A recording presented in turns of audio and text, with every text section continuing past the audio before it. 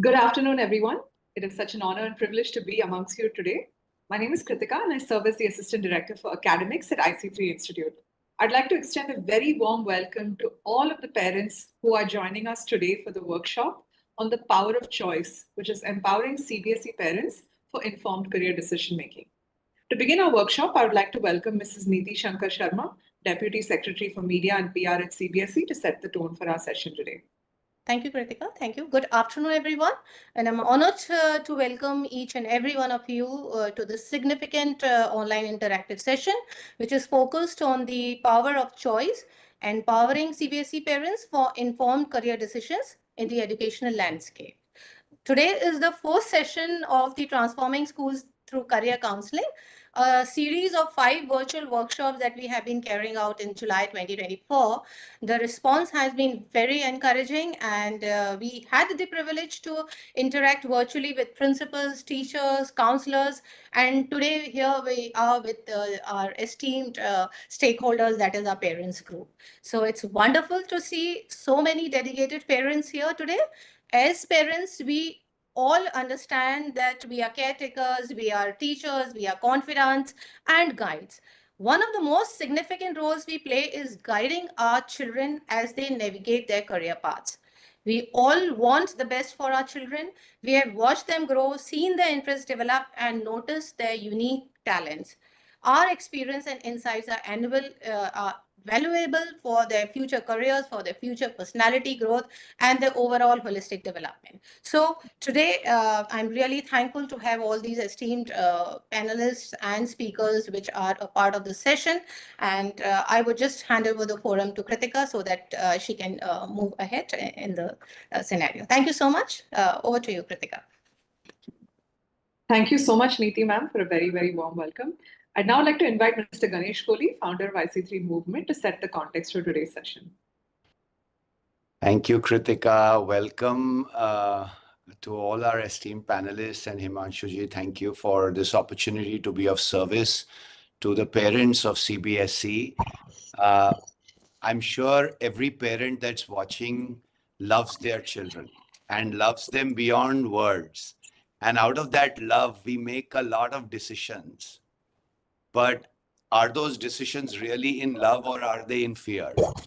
Are those decisions really based out of your love for your child or out of the fear for your child's future? So today's session really is about finding out what the best ways are to make these decisions. We are, for the most part, driven by what is happening outside of us, by the competition that we see in the world outside, instead of the competence that our children have. I met a young girl in Lucknow who told me that I want to study law or medicine. She knew everything about law, she knew everything about medicine, but she knew nothing about herself. She did not know what her learning style was. She did not know what environment she excelled in, whether she, what are the skills that she brought, what are the values that she'd bring. So I think it's so important that we move from competition to competence. Competition is on the outside and we embrace competition, but competence is on the inside. And it's so important that we look within. So my mantra today for today's session is for all of us parents to embrace change. Look what happened. All of you would have used a Nokia phone. Do you still use a Nokia phone? You probably don't. All of you may have used a Kodak camera. Do you still use a Kodak camera? You don't. Some of us may have used a Sony Walkman. Do we use it? No. So history does not repeat itself with careers and colleges. And we really move through this session as parents. We engage with some of these stellar individuals who are joining us, and we engage to move from MRF to RDD. I'm leaving you with this acronym, MRF to RDD.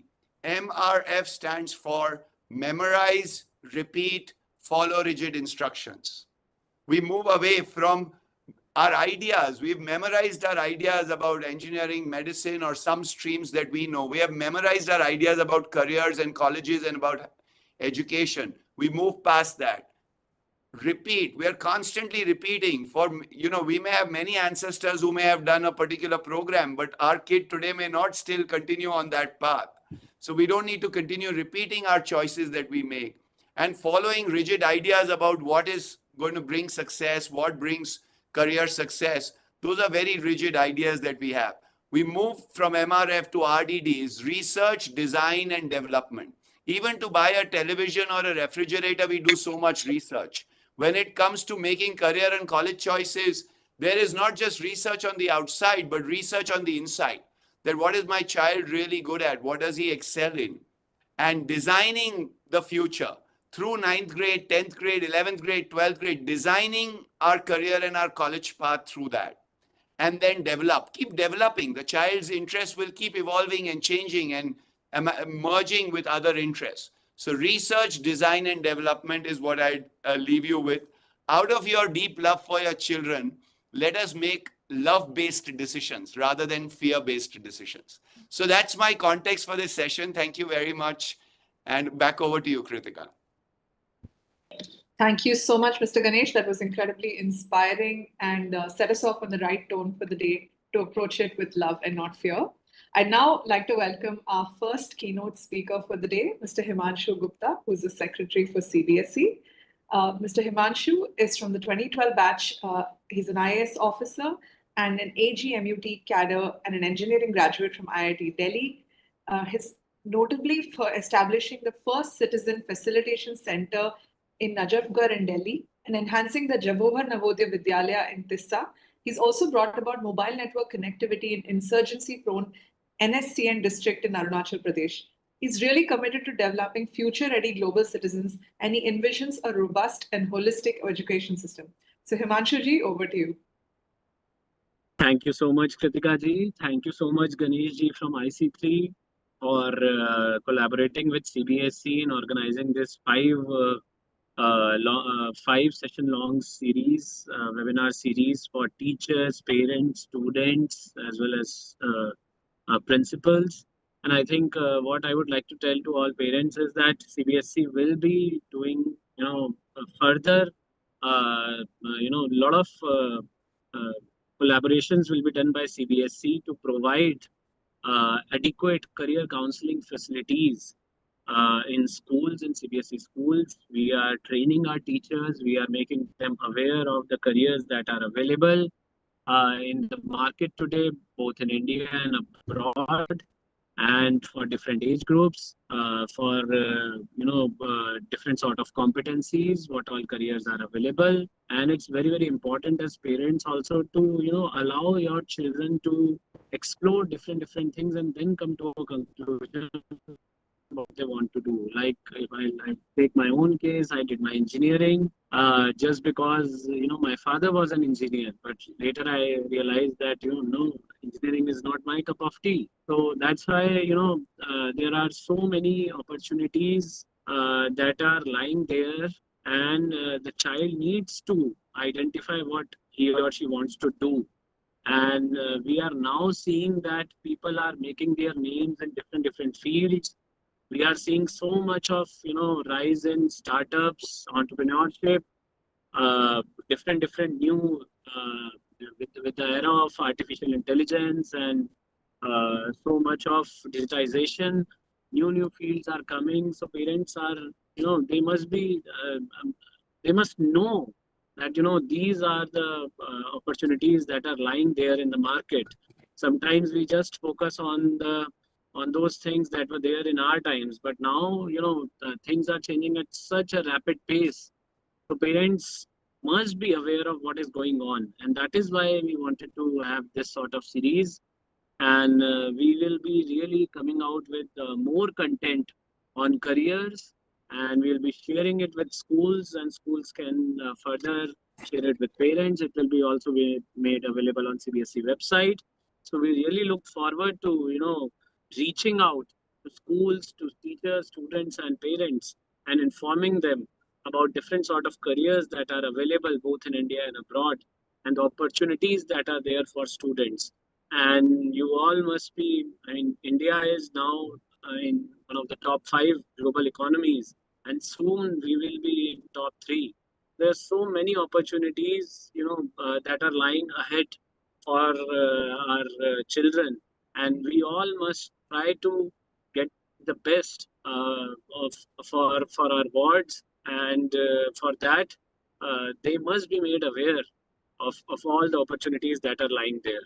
Thank you so much, and looking forward for a deeper engagement with all of you. Thank you.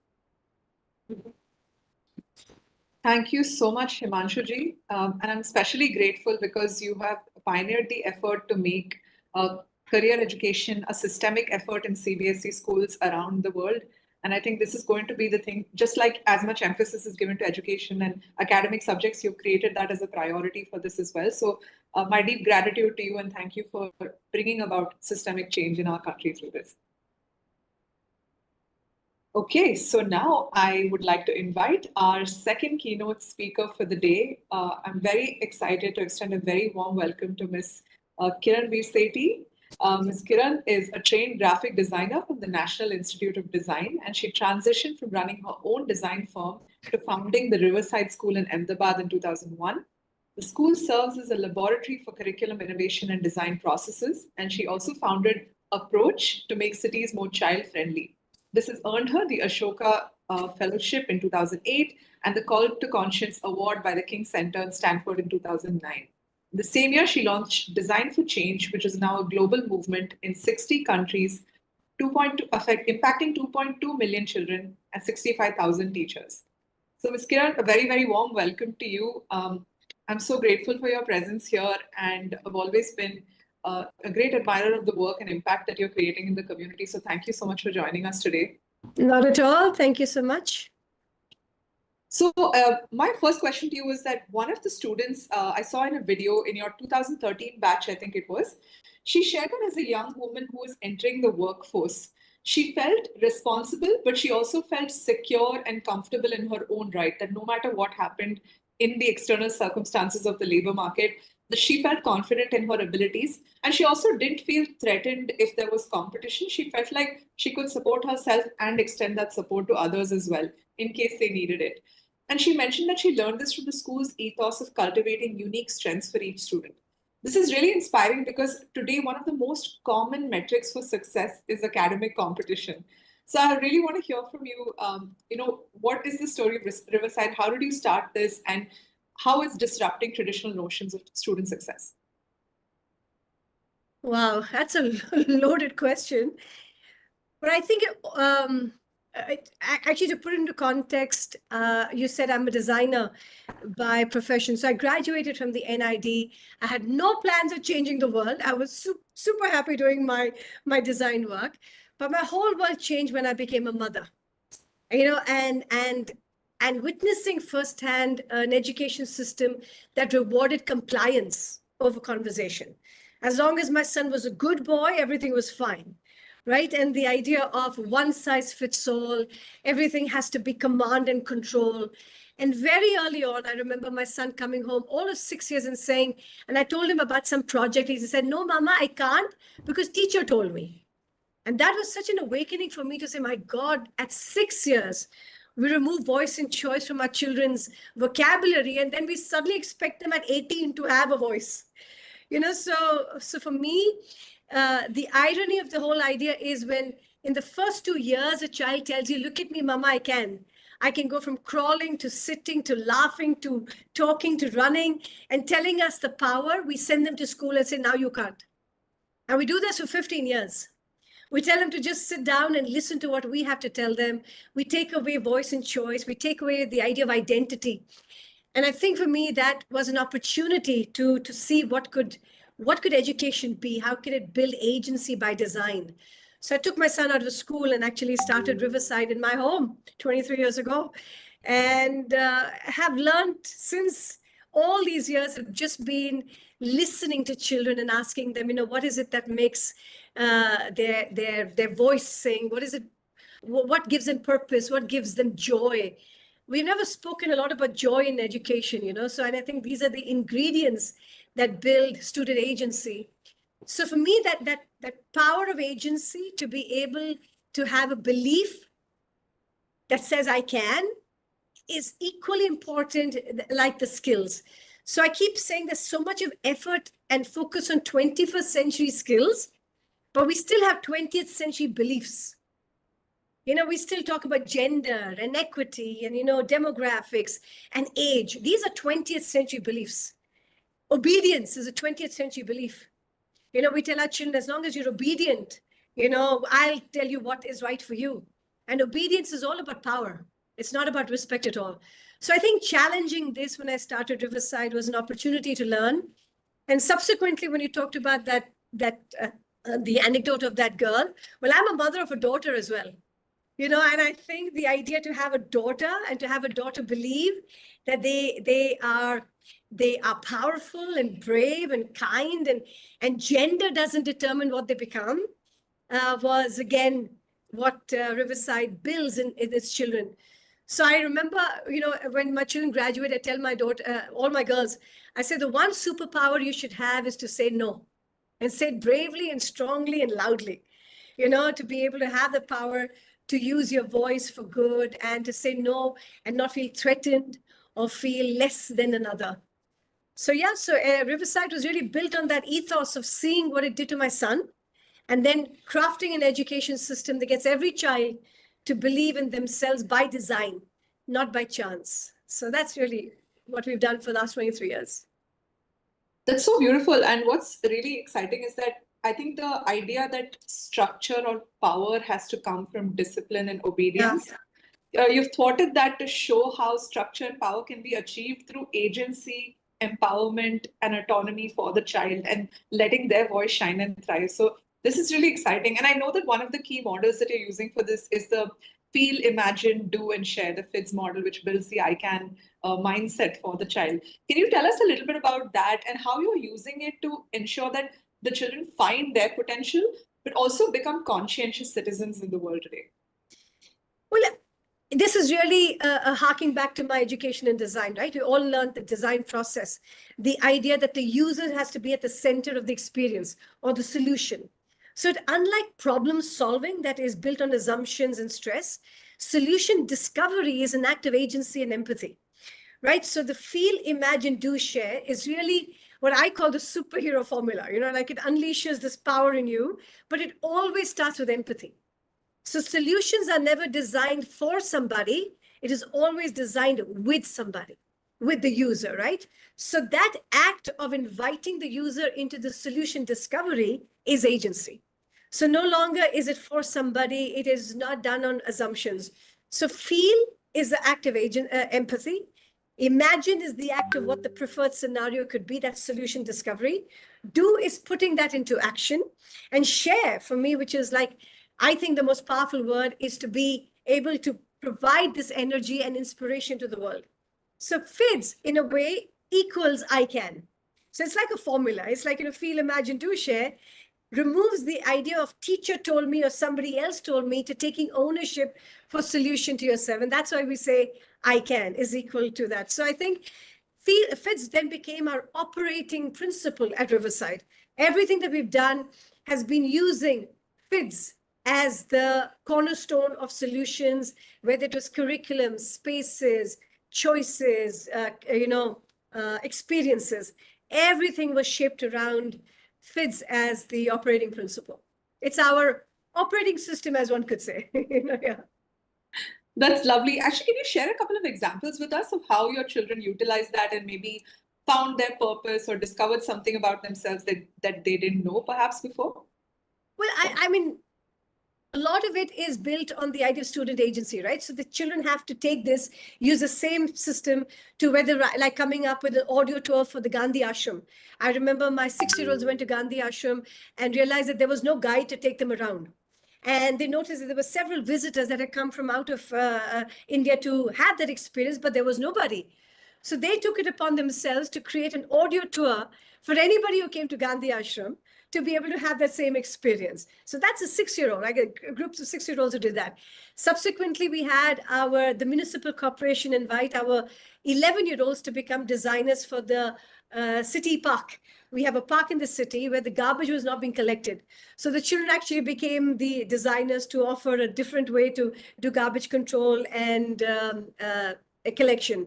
We had the Butterfly Park. We had another park in the city that came and invited our children as designers. So the reason I keep telling you they invited our children, that we become the actual designers for the project. It's not a patronizing idea to give a project as a cutesy thing to say, oh, they're young, let them do a cute little project. These are real client projects. And our children become designers for the municipality, the police, restaurants, it could be the traffic park. And they actually then provide their services as designers using the FITS framework to come up with solutions. It could be a child-friendly menu in a restaurant. It could be, most recently, we were hired by the Wash United to come up with innovative games to teach sanitation to government school children. So it's a range of solutions coming from using FITS to getting children to believe they can make the world a kinder, more just place today. Not when they're 18, not when they graduate, right? They're doing it today. And that's the power you give a child. That's incredible. I'm just trying to imagine how empowered that child must be feeling in having taken that sense of responsibility for projects in the community, but also seeing very tangible outcomes of how it's positively impacting others as well. And I think what's exciting is also to think about the fact that they might be developing skills, enhancing personal qualities and abilities, even if they're not necessarily using that vocabulary to talk about it, but they're just cultivating that along the way. And that kind of empowerment is really what's going to help them even become informed future citizens. So this is incredibly exciting. And speaking of what they choose to do next as they move ahead, I even saw that a couple of students talking about how higher education choices are being made based on personal values or strength and the quality of the program that they prefer. So how do they cultivate this mindset to maybe move away from, okay, I need to pick the top ranked institution, or I need to pick the one that has, the program with the greatest prestige, and things that are, unfortunately, but truthfully driving primary decision making today. So how did that shift in mindset come about? Over the years, when you provide children multiple opportunity to discover where their proclivity lies, for some, it is theater. For some, it could be physics. For some, it is the STEM areas. For some, it is pure economics, right? So I think the idea for an education program to be alive with opportunities, to have different children access, that's really the planting the seed of what the potential could be. Most often than not, education is deprived of these opportunities. We narrow down the education experience, keep them in a classroom for 15 years. And we don't expose them to the possibilities that exist.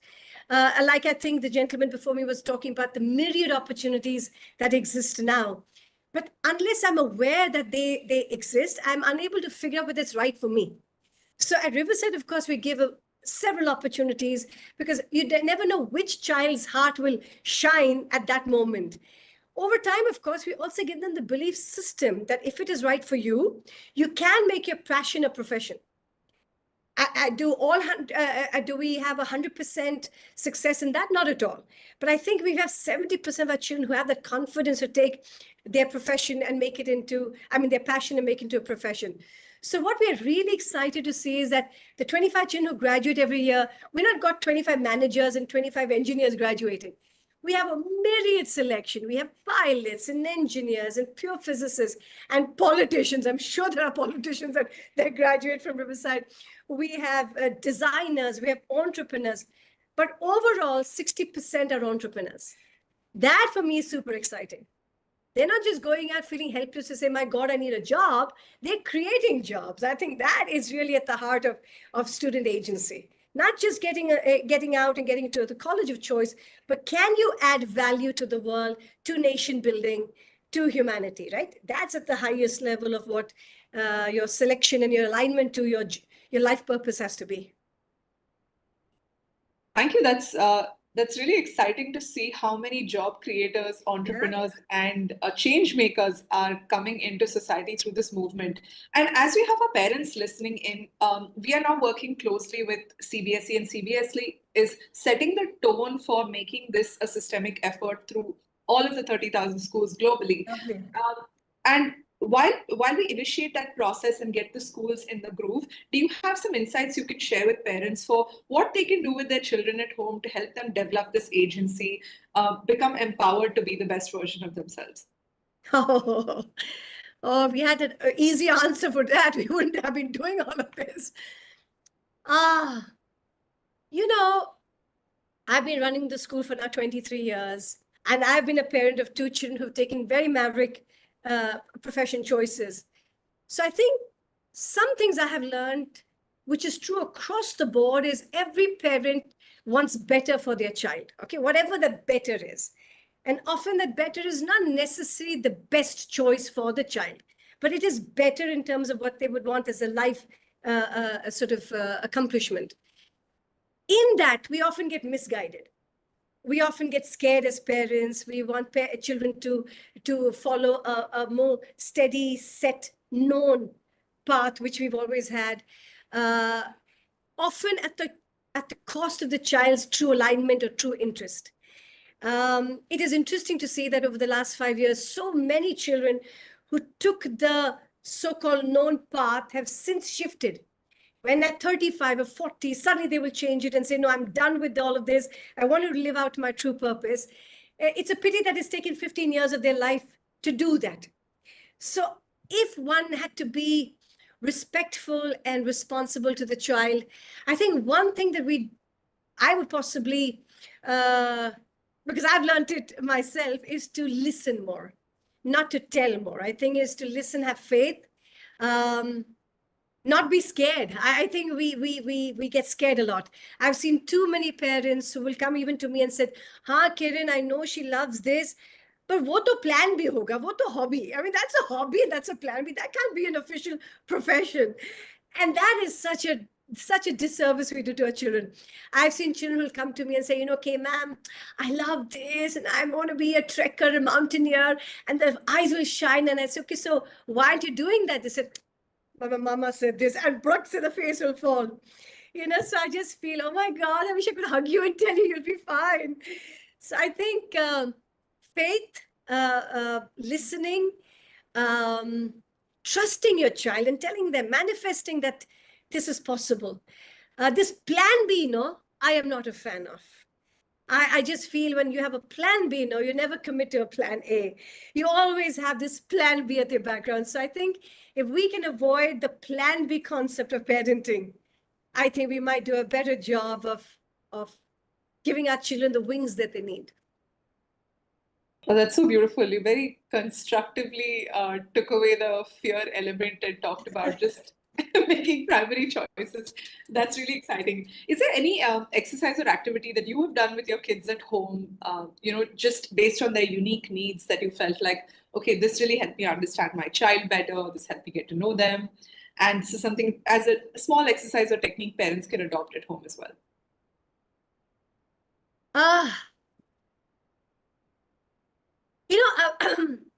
Something I learned from my own father. I remember my father would often tell me this very wonderful thing. He said, I might not have done it that way, but you go ahead. So what is lovely is the parenting must come in as a way to suggest that, okay, maybe that would not have been my way of doing it, but I'm with you no matter what. So that confidence my father gave me to pursue the most maverick thing like design. My God, nobody knew design when I joined. I mean, still people don't understand design. I remember I was a topper in school, Bishop Cotton Girls High School, and I would often be the first, second, and third. So what were the choices? Engineering or medicine, correct? Without even providing the opportunity for others.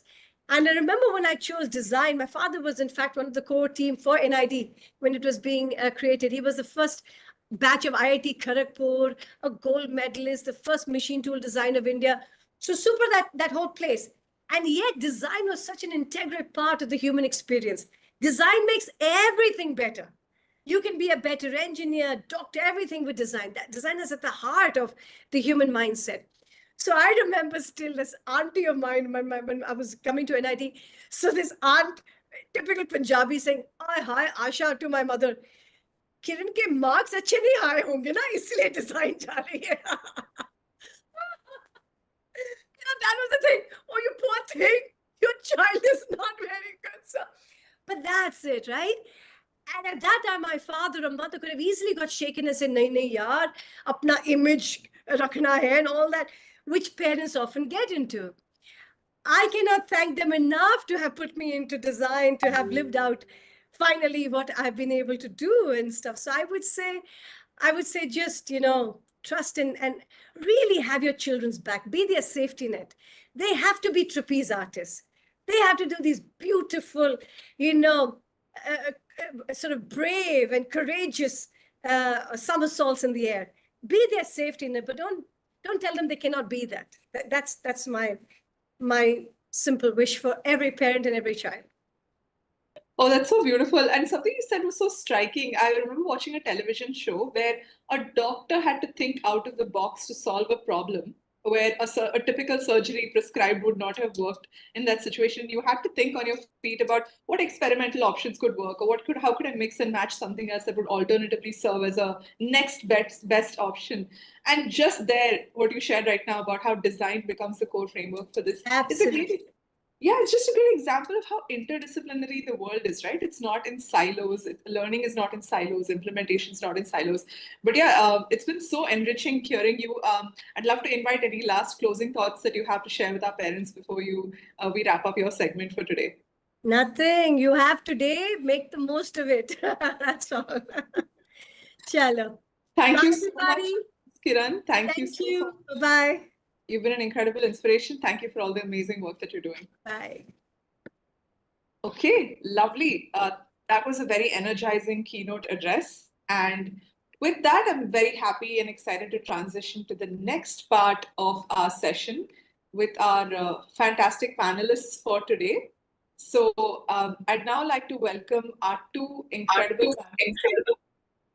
Oh, my apologies. Yeah, I'd now like to invite our two incredible panelists who are going to be sharing their insights with us today. So first we have Dr. Coco Wong, who is the co-founder and CEO of CEO Kids International in Hong Kong and Malaysia.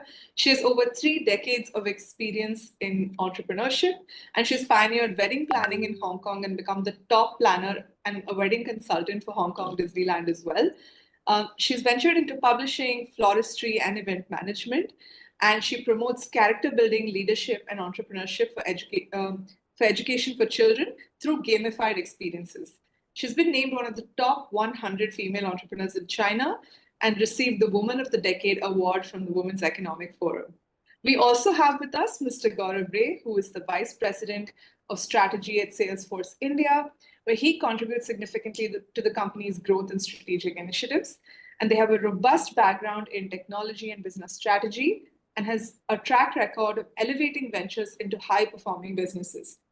Known for empowering teams and fostering collaboration, Mr. Gaurav previously held various leadership roles, demonstrating expertise in driving business transformation and leveraging technology for competitive advantage. So first off, Mr. Gaurav and Ms. Coco, very, very warm welcome to both of you. Thank you so much for joining us today. Thank you, Kritika. Thank you for having me. Lovely. So I'm going to bring up something that I want to show all of the audience and the both of you as well. We had done a quick survey with our parents prior to their participation in today's workshop, where we asked them to rate, or rather share their preferences of what pathways they would like for their children to pursue. So this is a quick graph that shows us what the parent preferences were. If you could just give me a moment to bring up my screen. Kindly let me know if it's visible.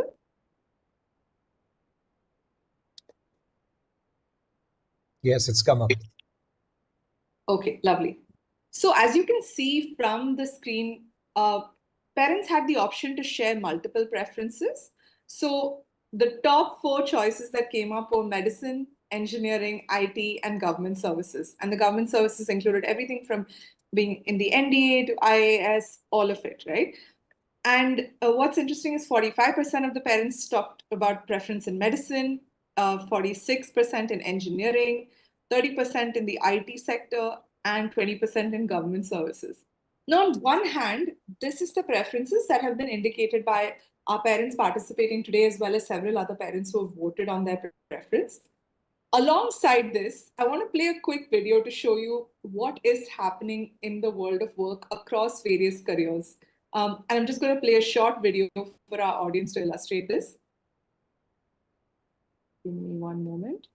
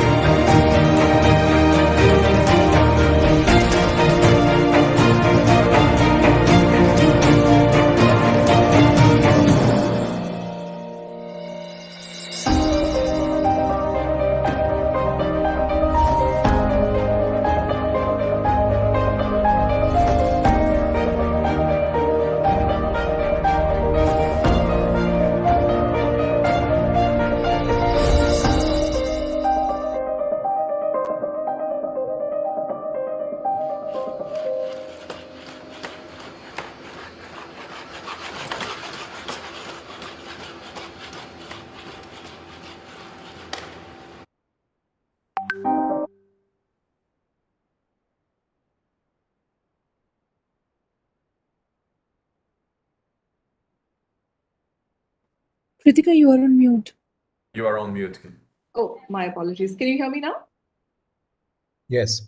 Thank you.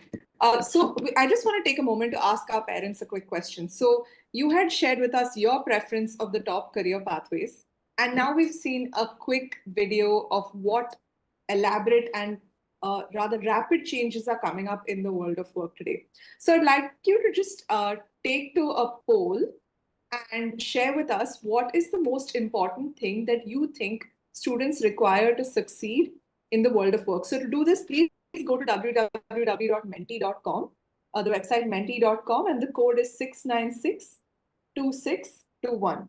So just please head on over to www.menti.com and put in this code and respond to this question with a single word, right? And while that is coming up, I want to take a moment to ask our panelists for their insights. So Mr. Gaurav, I'll start with you. We saw that there was such a there is a clear preference for the parents who took part in the survey.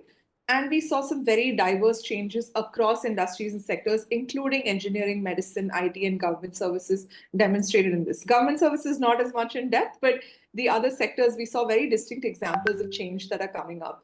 So with this kind of disruption and technology and rapid innovation of careers, what are some important myths that you think that are necessary for us to bust before parents can help children make informed career choices for what they could pursue? Thank you, Kritika. And I'd first like to say that it's really amazing to see such a big turnout. Clearly, our kids are so important to us, and parents are taking the time to come here in such large numbers.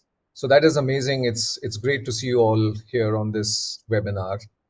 I was looking at the histogram that you put up, Kritika, and it had 4 large green towers which said engineering, medical, government, and I forget the 4th one. But I'm so tempted to use the word generation gap because with no disrespect to anyone, because I'm a parent myself, and I feel that we are all part of this whole generation gap where, we're really living in the past. If I were to say, there's a whole lot of lack of awareness, in my opinion, and a lot of us are probably not aware of the disruptive fields that are making such a big, huge change and impact in the world of work.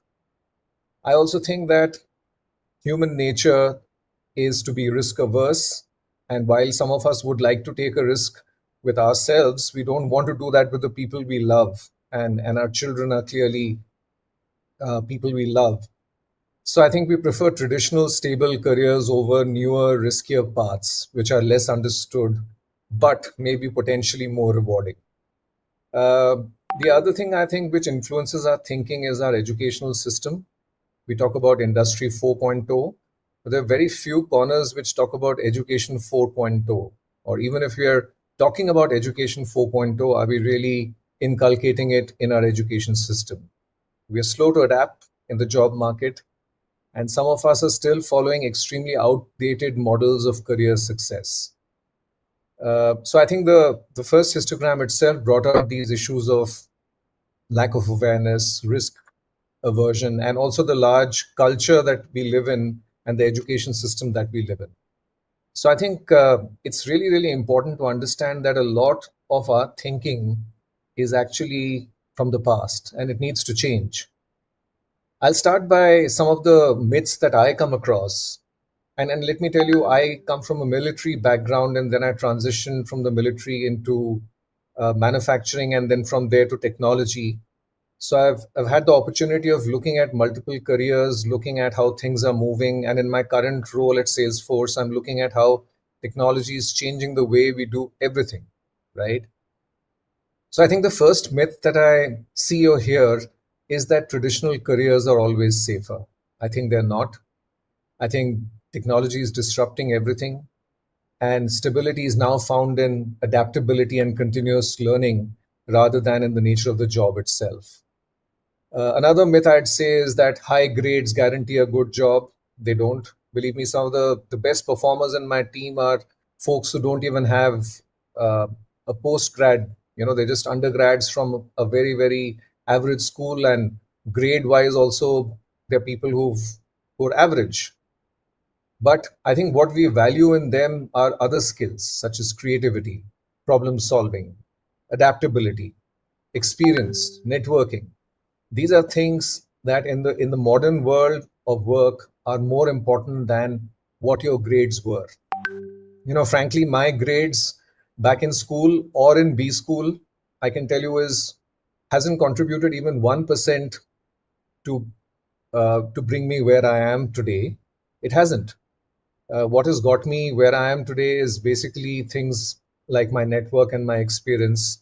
And so I would also urge you to think the same way, that while grades are really important because they set you up, they create a solid foundation of knowledge, and I'm not taking that away. And all that is really important in bringing that foundational strength in your child. But please be wary that that shouldn't be the only thing that you're thinking about, because in the outside world, it may not be the most important thing. Also, the whole thing about being with one company for your whole life, a lot of us have seen our parents do that, but I think a single lifelong career is a myth. It's becoming obsolete. A lot of people are going to change careers multiple times. and this will need continuous skill development. I also hear a lot of people talking about AI and automation destroying jobs, especially they ask us a lot because we come from the same AI and technology background. And I am, in all honesty, of the opinion that AI and automation will change the job landscape for sure, but it will also create new opportunities. And I also feel that wherever there's human creativity, emotional intelligence, problem solving, and such skills, I think they will continue to be relevant. So these are some myths which I wanted to bust. And the message I'd like to leave for parents is please educate yourself. I think kids are far more discerning today, and it's important for us to at least understand what are more adaptable education systems. Take help of maybe career counseling, encourage exploration, but that's really important to bridge this generation gap. Thank you so much for sharing those insights. And what's particularly empowering to hear is, as a professional from one of the leading software and tech companies in the world today, you're sharing insights on the fact that academic scores are not the priority at, say, a time of hiring for students to be considered competent and potentially a good fit for the organization and to thrive in that role. Also, just the understanding of skills that need to be cultivated over a series, like over a period of time, so that it's imbibed in that student as they come out of school and they become ready to take on sort of challenges and changes in the world. And also about what kind of opportunities AI is creating as much as it is changing existing landscapes and disrupting what is possible. So that was really insightful to learn about. And I'd now like to turn it over to Ms. Coco and hear your thoughts on this, on what the parents had shared, the video that we saw. And in one of our conversations, we had discussed how medicine could be popular, but how people work in medicine and how they are doctors is going to change in the future. So can you share your insights on what kind of changes we can anticipate in the future? Sure. So when I was looking at that, I felt very strongly because I am actually by background an engineer, mechanical engineer. And honestly, I never did one day of engineer work after university. So in hindsight, I always feel that it's like, I wouldn't say it was a wasted time at university, but definitely a waste of time doing engineering in that sense. And I worked very hard to get very good grades in order to get to the best universities and whatnot, right? So I remember when we were talking, I also shared that the one thing that parents want is actually for their children to have better lives than ourselves, right? And that is why we want them to work hard, get a good job. So, but we, as parents, I feel that we forget that our world is very different now to when we were kids, right? And one analogy I always like to say, well, one thing I always like to say to parents is, when we have our child, we actually don't know how to parent them, right? There's the old saying, there's no handbook. So we either model our parents because we feel we turned out pretty well, so must have done something right, so we use that method, or we hated the way that our parents parented us or raised us, and we do the opposite, right? So usually it's pretty much either follow the same path or opposite. But we forget that actually the world that we were in is very, very different. I mean, in the video, you saw that within a few years from one car to only one horse. And I think we are moving at a pace that is beyond our imagination now, right? The other day, actually yesterday, I was talking to a friend who had a pair of sunglasses, right? And I knew about the Meta Ray-Ban glasses, but I was talking to him and he just suddenly took a picture of me. And then he was like, okay, send the most recent picture to Coco via WhatsApp. And then boom, it was on my phone. And I was like, oh, actually very impressive. And then I was talking to him and I said, oh, can it recognize faces? Because I'm very bad at recognizing faces. And he goes, yes, definitely, because they're upgrading with AI. So in future, when whoever you're looking at, you can actually ask Meta, who is this? And then it will feed back to your glasses, and you can hear all that. So why am I saying this? I'm saying this is because a lot of us are still very fixated in the old style of jobs, old style of career. And actually with technology, with AI, there's also a fear that AI is going to take over our jobs and replace us. But in my thinking is AI is not going to replace us. It's going to replace those who do not know how to use AI and do not know how to use technology. So in terms of medicine, in fact, I wanted to study medicine before I chose engineering. But in my head, I keep saying to parents, actually gaming is not a bad thing nowadays, because the future doctors actually need to use joysticks very, very well in order to control the robotics that actually does the operations on patients, right? And now we're actually operating from different countries, right? So I could be in Hong Kong and operating someone in UK, for example, because of technology. So the way we used to do things is totally wiped out. It's totally going to be changed, right? So the skill set, which came from at the beginning of this talk, the memorization, the MRF, I think it was, memorizing, repeating, and then just following. That used to be like the best things that we can do. If we had a great memory, we're good at repeating everything, and then we're good at following instructions, then you are a top student, and then you can get to top schools, do medicine, do all that. But nowadays, actually, the skills have totally changed. So we don't necessarily need the good memory anymore, because no human memory is going to beat any computer. Even the worst of computers is going to be beat the best of brains. So that's something we need to understand. So in that sense, we need to keep our kids in with different skills, the soft skills, the ones that AI cannot replace yet, and also be familiar with what the world is changing into. So don't get so fixated into one stream, and also think about their passion, think about what they're good at, because humans are a species that if you're passionate about something, we will find ways to do it, no matter what.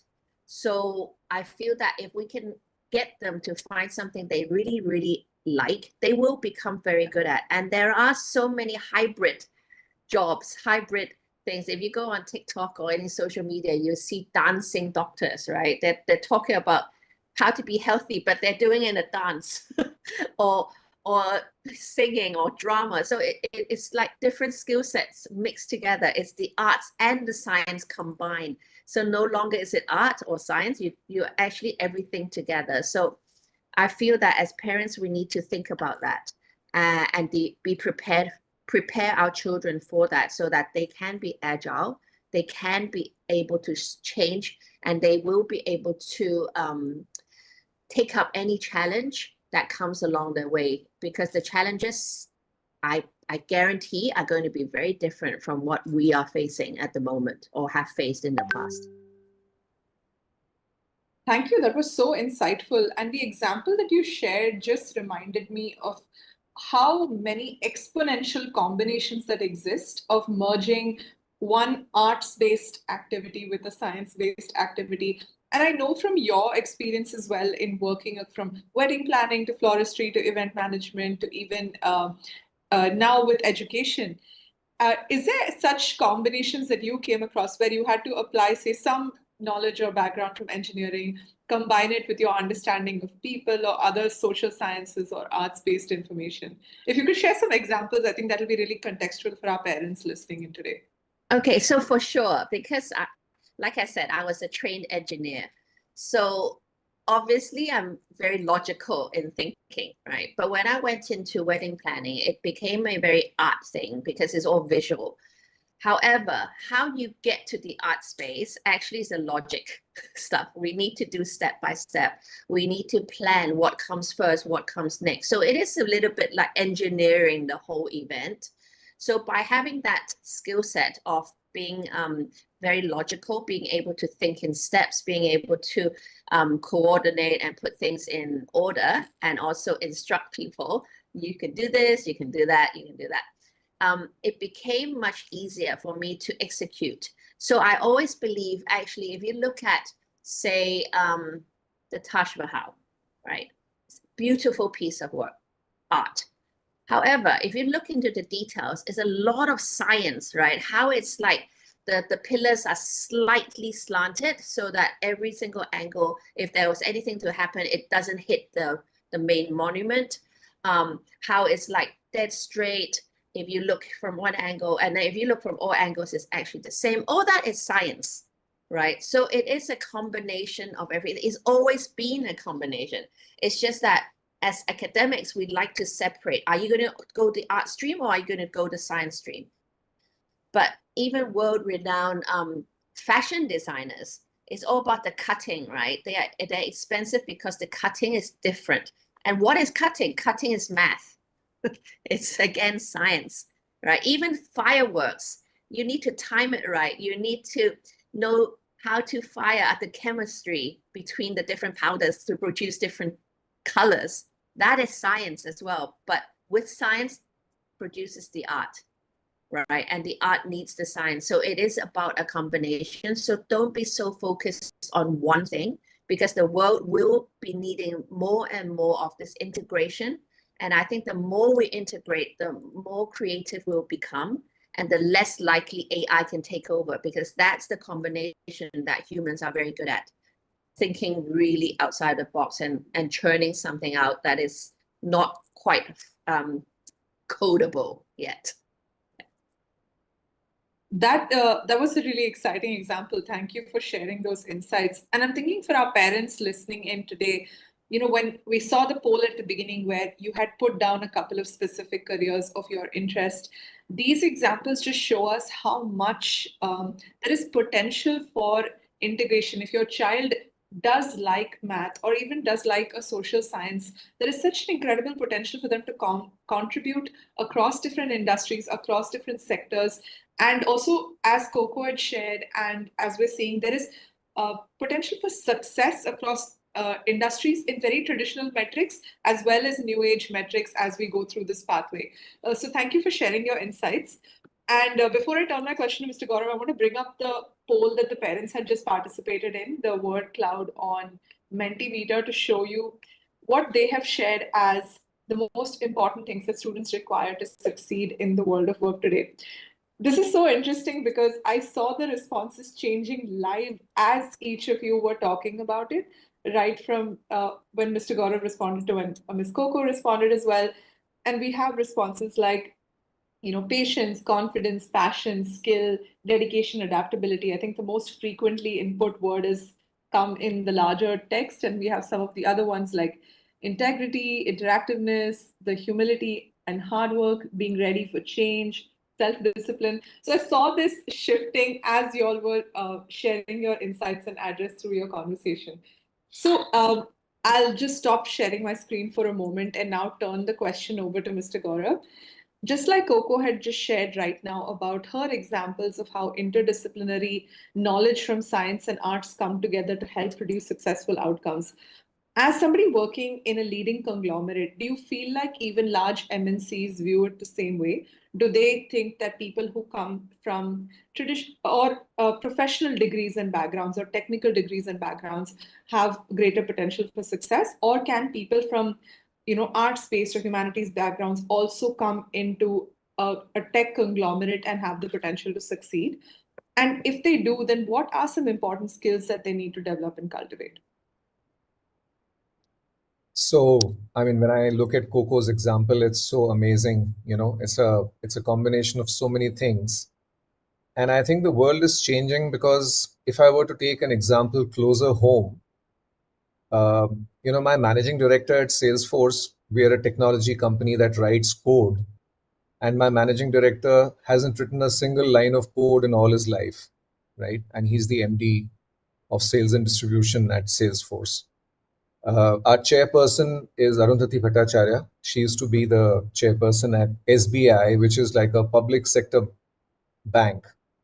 And from a public sector bank, where she was heading 250,000 employees across 25,000 branches, she moves to an agile US company like Salesforce in India at age 65, I think, retirement age. So how does a company like Salesforce even think of doing something like this? It sounds silly, right? But clearly, it's her experience, it's her abilities as a chairperson at SBI that prompted our chairman at Salesforce to hire her, right? And she's doing a phenomenal job. We are growing at almost 35% year on year. So I'm bringing this because she's a constant source of inspiration, and she actually motivated me to try and join Salesforce because I don't come from a technology background myself. I'm a military veteran, right?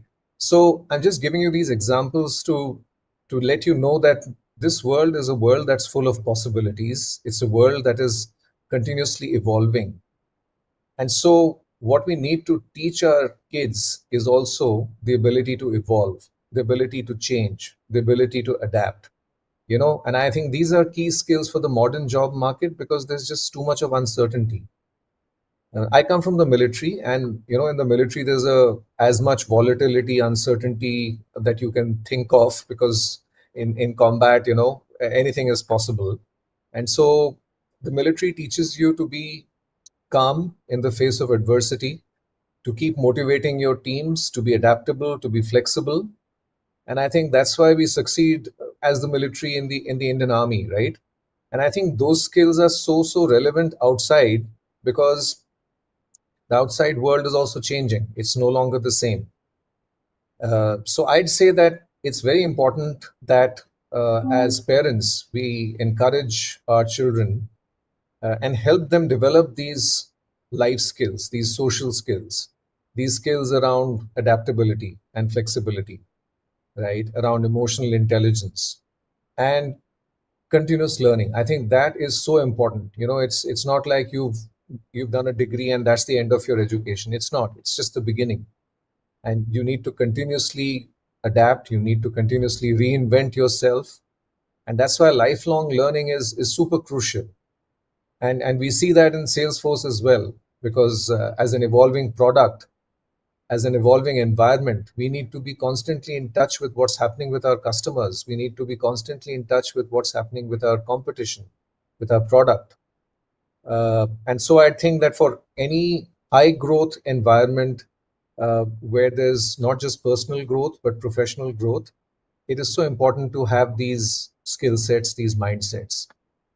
And it's very important as parents that we imbibe these important skills in our kids, and that will start by firstly, I remember someone mentioning being a safety net. Being a safety net is to create a secure environment and encourage your kids to go out there and discover what is right for them, because none of us know that. When I quit the military, I didn't know where I was headed. I just went out into the world and I figured my way out. So if you can be a safety net where you're not spoon feeding your kids, but you're essentially facilitating their growth, believing in them, and also, of course, enabling them, giving them what they need, the right resources, I'm sure that they'll be able to figure their way out. In fact, it's good if they fail, because it's like we always say, fail fast, fail early, because then you know what you wouldn't have done before. So I know this sounds a little unconventional, but my view is that these are very, very important. So as alternative pathways to success, apart from the education that our children are already undergoing, give them a flavor of the real world,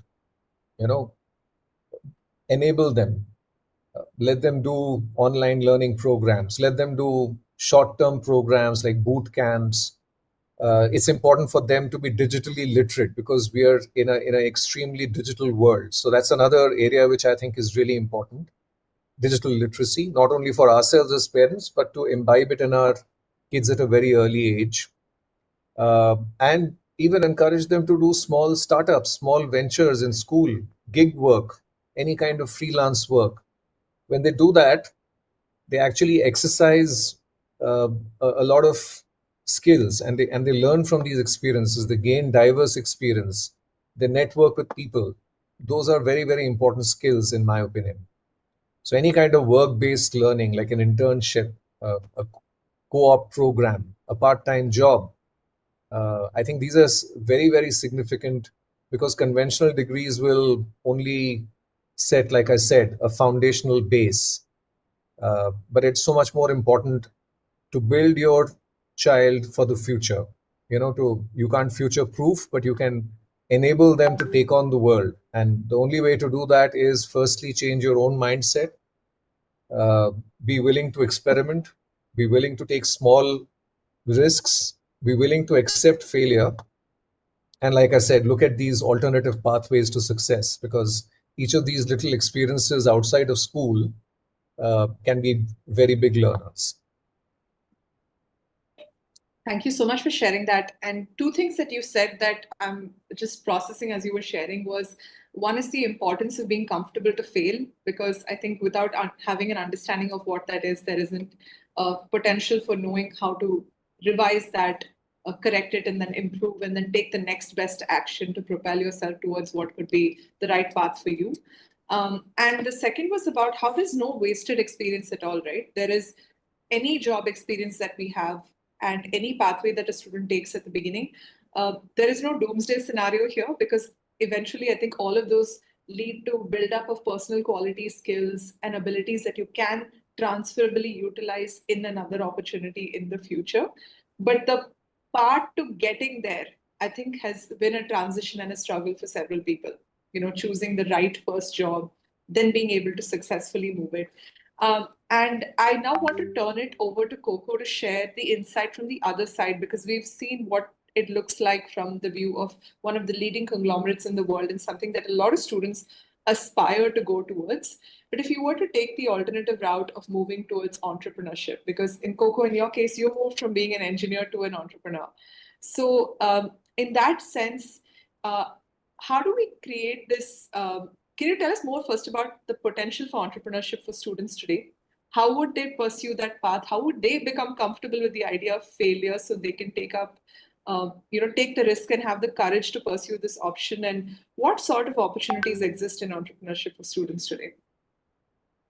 I think the opportunities for students is phenomenal, way bigger than what we used to have, because at that time, I don't think there wasn't even that word entrepreneurship. It was literally just us doing business, just starting a business. So I think it was more that. So for me, I would say, let them try as soon as possible. Start young. Let them be comfortable exploring. And as just mentioned, let them fail, because failing is a big part of entrepreneurship. And I love how we were talking about agility, because actually, I always say, if you look at dinosaurs and cockroaches, I want my daughters to be cockroaches, because dinosaurs were big and strong and are the biggest animals in the world. However, they became extinct because they were not agile. So by having the cockroach way, which is being agile, being able to find different ways, navigate the smallest alleyways, finding food, is actually what we need in our children, because our world is changing. So entrepreneurship for me, I really love it, because it gives me the freedom to create things that I feel doesn't exist. So one thing that I did was, sorry, are we still there? It's still over, right here. Okay, you can still hear me, right? Yes, absolutely. Okay. We can. So, okay, great. So where was I? Okay, entrepreneurship. So for me, it was always about creating something that I feel wasn't there. So for wedding, when actually before wedding, so we were talking about internship, right? All through my study life, actually, I took on a lot of different jobs, thinking that I like fashion. I went to do fashion. I wanted to be a doctor. Then I went to intern at a doctor's office and so forth. And then I realized, actually, I hated every one of those, which was unfortunate. So then it started getting me thinking, and then I was working, but I knew in my heart that I really like to create. I really want to do something of my own. So it dawned on me that I really like arranging events for people. I like parties, not partying myself, but I like arranging it. So like birthday parties or Christmas parties or whatever party. So I used to work in a bank. My first job was actually at a bank. So in the bank, I would also organize a lot of events there. So I realized, oh, actually, I really like this. So I started thinking maybe that would be something that I could do for people because I enjoy that. I can plan parties for people, and it just sounded so cool, right? Plan party, have fun, and earn money. So that was how I thought about it. But as I was doing it, I realized actually I didn't really like parties, but I really like weddings because my friends were just at the age of everyone getting married, and they would call me up and say, Coco, can you come and help me? So I started helping them. And then I realized, oh, I really like all these things because in wedding, I could do fashion. So I said, I like fashion, right? And then I could do fixing things. I could do my food stuff. I could do flowers. So it was a lot of different moving parts that I could do. So that was when I first went into wedding. And then from there, I literally went with the flow of my life. I had children, so I started education because I couldn't find things that I wanted. So it was always about watching, observing what other people need. But coming from myself, I needed that. I couldn't find it. I looked around. They want it too. They cannot find it either. So I create. So that was how I really started. And that is how I ended up with so many different companies doing different things because it was always, I wanted something that I couldn't get. So I just had to create. So I feel that nowadays, a lot of children are very lucky because many schools actually start entrepreneurship from a very young age.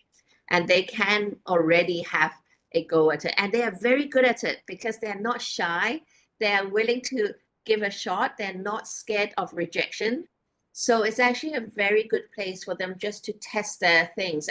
And don't think that these are just selling bracelets or cookies. It can be anything, literally. So my daughter created her chicken company. So she sells frozen chicken legs. She started selling at 11 years old, frozen chicken legs. And she, because she was cooking at home, she likes cooking. So she created that. She started selling, got good result. Then she found a factory to actually produce her chicken legs. So now it's all vacuum packed and ready to go, right? But she started at 11 years old. So and then I've got students who have, I have one who runs co-sharing apartments, right? And she was 13 when she did that. So her parents had apartments and she started watching how things are done. So she went out to find landlords to give her apartments that she would then decorate at 13 years old and rent out to people, right? So it's actually very, very possible because with technology, with the things that they are exposed to, they can do that. And I feel that with entrepreneurship, it is something that can potentially change the world, really change the world, because we can come up with so many creative solutions that make impact. And as entrepreneurs, we are creating more jobs as well. And of course, with all the SDG goals, we can be social entrepreneurs as well. We can be very responsible for what we're doing. So all these things is what we do as CEO Kids as well. And I think I shared with you, CEO Kids has a double meaning. It doesn't mean just them being CEOs of their company. It actually means taking control of their own lives, being responsible like a CEO is for a company, so that they can have C, which is good communication, E, which is empathy, and O, which is observation about what's happening around the world, so that they can be the communicator. They can have empathy towards everyone. So that is what a CEO Kid is. They should be responsible children who turns into responsible adults. And that is what I feel entrepreneurship actually trains us to do. That's incredibly inspiring, just to first think about the autonomy that a 13-year-old would have had in being able to observationally learn and then go through go through setting up her own business venture and learning in exactly the way that Mr. Gaurav and Ms. Kiran talked about, having the safety net, but also the opportunity to learn experientially. And in all of the journey that you shared of your own examples of through trial and error, working out what you liked or did not like, and then picking the parts that did work well for you, and then putting that together to create a consolidated business venture that plays to your strengths, plays to your core values, and is also creating impact in the world around you. That's very inspiring to learn, and thank you for sharing all of those really creative and very relatable examples as well. And now I want to ask a question to both of you, but I will start with Mr. Gaurav in this order. So do you have any, we've talked now from both the organization standpoint and from setting up your own venture standpoint, but that plus what the parents have shared in terms of what is the most important things that children need to cultivate, right? All is telling us that they need to prepare themselves with certain skills that you all have highlighted, develop resilience, personal qualities that's really going to help them to be agile, adaptable, thriving citizens for tomorrow. So given that context, do you have recommendations for the type of activities that students and parents can undertake at home that will help them prepare for this future? Yes. So, Kritika, like you mentioned that there are two routes, the entrepreneurial route and the corporate route. But to tell you the truth, even in the corporate, at least the most important quality we're looking for is an entrepreneurial mindset. We look at people being entrepreneurial, which means taking initiative, being resourceful, having the resilience to overcome challenges. So these are very valuable skills that we look for, and we try and gauge that when we interact with them in the course of an interview or any other mode of panel discussion, etc., etc. And so I feel that being a parent myself, I've always pushed my son to do something outside of what he's already doing. And just to give you a live example, he's currently in a place called Maheshwar, which is outside of Indore.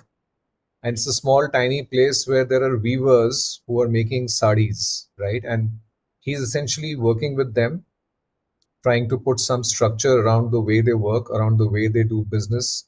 So he just created a digital website. He's trying to see if he can help them on using social media marketing. And he's doing that all by himself, without any guidance, all on his own.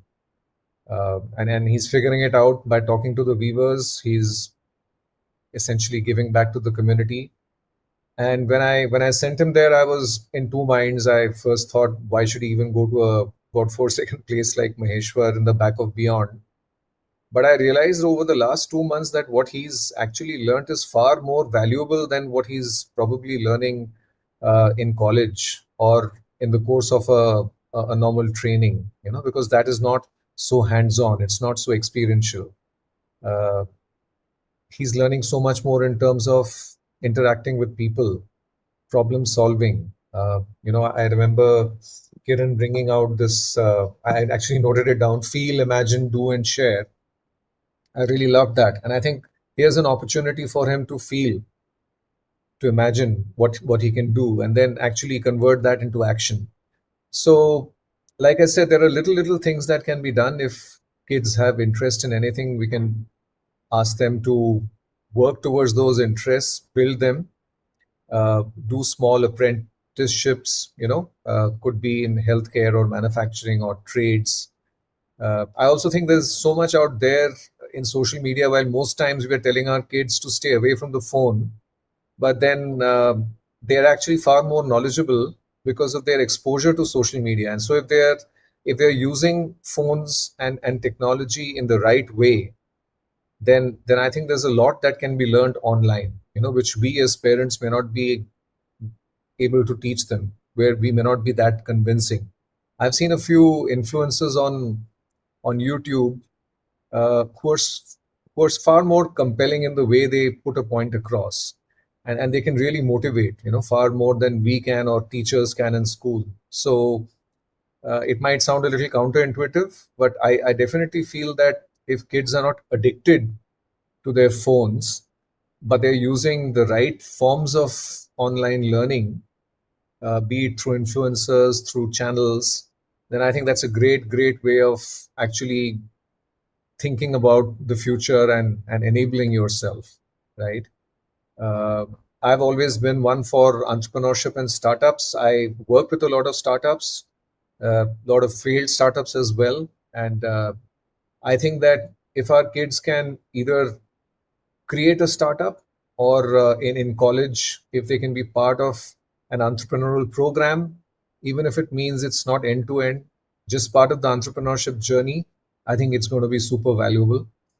I'm also a big believer in gig and freelance work. I think if kids can just do a bit of work on their own, they feel more empowered. They feel good that they've been able to do something on their own. They're not completely dependent on their parents. It gives them a lot of self-confidence. That's an important trait, as you step out into the outside world. So these are some things that come to my mind, which I feel can be very impactful. And if you're a part of that, if you're taking feedback from them every day, if you're not always giving suggestions, but sometimes listening patiently to what they have to say, then I think there are great learnings in these little things that you can do. I think that's what I had to say. Thank you so much for sharing that. I think there were several pearls of wisdom in there, and I just want to try and summarize it as well as I can succinctly share it. I think one is it's thank you for sharing the relevance and importance of, again, going through experiential learning in multiple formats, whether that's through an internship, whether that's through an entrepreneurial venture as a student, or through taking up gig or freelance work. Especially when we say internship or these opportunities, we mean not the coffee carrying, photocopying internships, but the ones that really give tangible responsibilities with clear outcomes for students to be able to participate in. And there are several platforms that offer this kind of opportunity to students. And there's no better network than the parent network that we are in right now, who are watching this, who can provide these opportunities to students, through the platforms that we're watching this in. And also the second thing you talked about with giving your own son the opportunity with a community service initiative that is solving a very real problem, but also creating essentially a shift in the economy for that district or region or for that business model itself, right? And that it's such an invaluable learning experience, builds so much character, empathy, and quality, but also puts you in the mindset of being able to solve very challenging, take up very challenging situations and solve those problems with ease, because now you've come across that at the learning and experiential level while you're in school. So thank you for highlighting these two incredible examples. I want to turn it to Coco and ask a similar question to you as well. To be able to do all of this, what kind of day-to-day activities can students use as an opportunity, or parents and students use as an opportunity to reflect and see, okay, what am I learning from this experience? And with that, how can parents build the right amount of emotional safety? Because that is the foundation for their children being able to thrive and succeed and be able to take all these opportunities, to feel okay with how they feel and who they are. So how do we do these two things? How do we use the daily activities for reflective learning, and how do we build emotional safety for children? Okay. I first of all, I 100% agree with Gaurav with what he said, because basically that's how I do it as well. So I think we need to think about our parenting role actually changes as our children age. I mean, grow up, not age, but grow up. So at the beginning, we are teachers, then we become more of a coach. So we are on the side guiding them. And then in the end, whatever they choose to do, we become their cheerleaders, right? We support, because we may not know what they know by the time they grow up, right? So we can only cheer for them. So I think as they grow, we need to grow and we need to shift roles. So one thing I've always liked to do is to discuss a lot of things with my girls. So I always open topics. So for example, we could be watching a movie like Oppenheimer, right? then after the movie, we will actually sit down and say, what did you learn?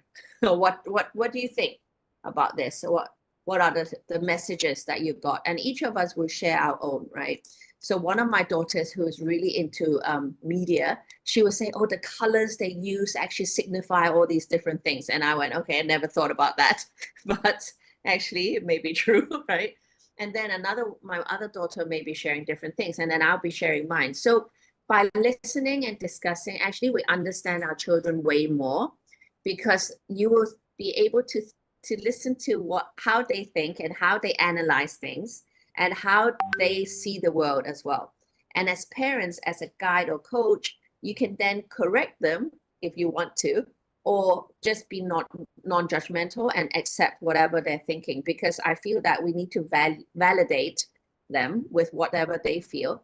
And then in turn, I would say to them, oh, I never thought about that. That's really good observation. And then that empowers them to go and do more of that thing, right? So I really like that, because I think there's a lesson to learn everywhere we go, everything we look at. So it actually getting them to be in practice, to see things and then ask them, what do you think about that? How do you think this can be better? Like we were playing Monopoly the other day, and then my daughter was losing.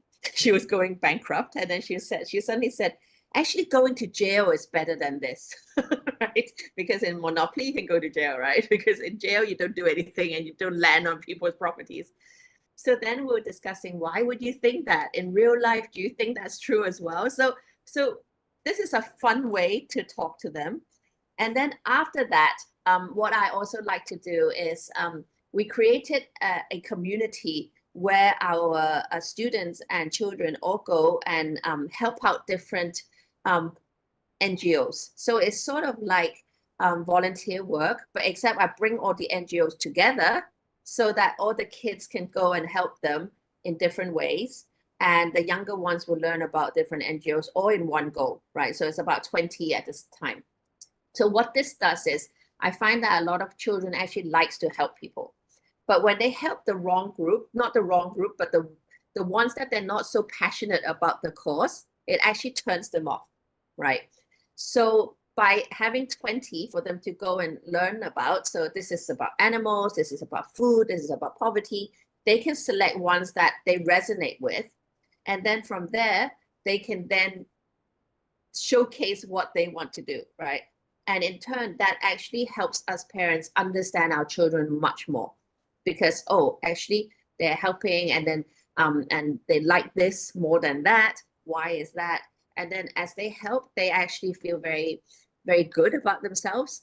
And this is something that that I feel very strongly about, because after running this event a couple of times, I see the effect that it has on the children. And this is something we can do daily as well. We can go out and actively look for groups to help and to do things with. Because I remember one teacher from a school, she brought a group of students to come in to this event. And then she said to me, she actually brought the problem students from the school. The problem students, meaning that these students, in her words, these students actually make the teachers have mental health issues. Okay, so it was that. But she was so surprised that when these kids were put into a situation to help the less fortunate, they actually took up the responsibility really well. They came well prepared.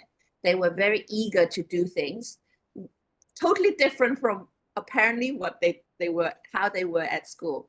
So this sort of thing actually brings out the real self, and it gives them self-esteem. It makes them feel actually, I've got a good life. They appreciate things. And I think all this is very important in shaping our children, because once we've got that, we are satisfied, we're happy with what we have, and we can help people. I think that is the basis of how we can build on top of that. Yeah, I went a bit off tangent, but that's what I do daily. No, not at all. Actually, I was going to say, what an exciting way to give exposure to the possibility that one, you can go and even experientially identify community service projects that you find purpose with. Because earlier when we were talking about the importance of values or identifying values for this, there isn't a tangible way or a metric to assess what you value from a choice of service point of view. But this really gives students who have not yet reflected, not yet had exposure or opportunity, a chance to understand and say, hey, okay, this might not be a cause or a project I really feel greatly for, but here's another project I feel strongly about, makes me angry, makes me think, makes me want to solve that problem. That's the thing I want to take up. And I love how you shared that this worked even better for students that weren't academically necessarily inclined or considered to be academically driven. Because I think for parents and for a lot of us watching also, I think that need for that academic success to be at number one is such a hard driving factor. And to then put them in environments like this where they shine, they thrive by taking responsibility for things that are close to their heart, really show us how pathways and possibilities can emerge for them to not just take it up as a one-time community service project now, but also as something that they could, sort of longitudinally implement and impact.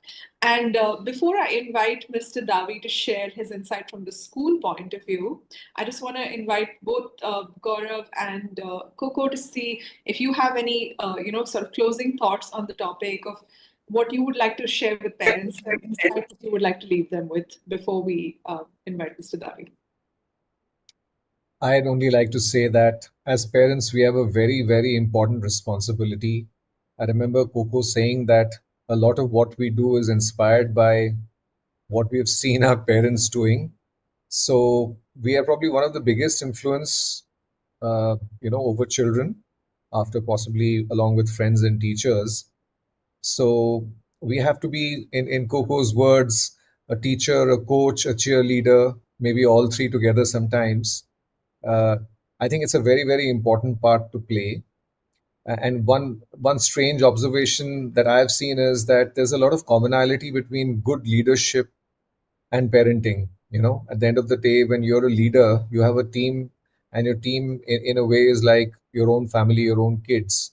And for you to make them high performing, you really have to have the same qualities that you have towards your kids. It's like if your kid doesn't do well, what do? You don't fire them, right? You can't fire them. You really have to work with them and help them succeed. And that's the sign of a good leader. So I think parenting is so important when it comes to bringing the best out of in your kids. And I would just say that let's all focus on being good parents. And being good parents, in my opinion, is not always jumping with a solution. Often it would mean just listening to your kids, helping them succeed, being a facilitator, being a mentor, and overall, I think we have a very important responsibility towards them. And so it's very important for us to first understand what do we need to do to help them succeed, because we'll have a very important part to play. So some of the learnings that even I'm taking home is something that I'd like to reflect on and try and improve myself as a parent. So that's my parting thought. Thank you so much. I love that analogy that you said. You can't fire your children, right? You can't let go of them like you would let go of an employee at a job. It's and even at the workplace, it's not encouraged or something that's promoted at all. It's nurture is what's encouraged to help them grow into it. Thank you for that incredible analogy and for those parting thoughts. That was super insightful. Coco, I'd like to turn it over to you and then Mr. Davi. I think as parents, sometimes we wish we could fire them, right? No, joking. Something I always say to my girls from a young age is, no matter what, I'm always here for you. So we, as parents, we need to not impose so much judgment that our kids are scared to come to us if they do anything wrong, when they do something wrong, because there will definitely be a time when they've done something wrong and they need help. So as a parent, I always feel that I don't want them to run away or hide or lie or do whatever because they were scared of how I would judge them. So I always tell them, Mommy's always here no matter what you do, no matter what mistake you make, I'm always here. So I'll always come and help you. right? So I think that is something I feel children need to hear a lot from their parents, because as parents, we tend to judge and we tend to be very quick sometimes to be triggered when they do something wrong. We go, ah, why are you like this, right? But I think as parents, we really need to reflect and keep our emotions intact. If we are wrong, we have to say we're wrong, so that we're on equal terms with them. We're not better than them. And in fact, I always say to my students' parents is, don't we want them to be better than us as soon as possible, right? I would love my girls to be better than me in whatever I do. And I think that is our aim. And if that's the aim, trust them to be able to do better than us. Let go, let them do it, but also let them know they can always come back to us no matter what. So for me, I think that is something close to my heart. And I feel that is something I would love to share with everyone I meet. That's so beautiful. Thank you so much. I love that. I think parents being the emotional safety net for students to feel like, let's lead with love and not fear. And also the analogy you shared earlier about the importance of just asking that simple question of, what did you learn from this? What is your reflection or takeaway? Something like that is incredible, because when the child brings out an insight that we didn't expect, we can use that as an opportunity to learn and not feel afraid that we don't know an appropriate response, or how to engage with that comment, or how to respond to that comment.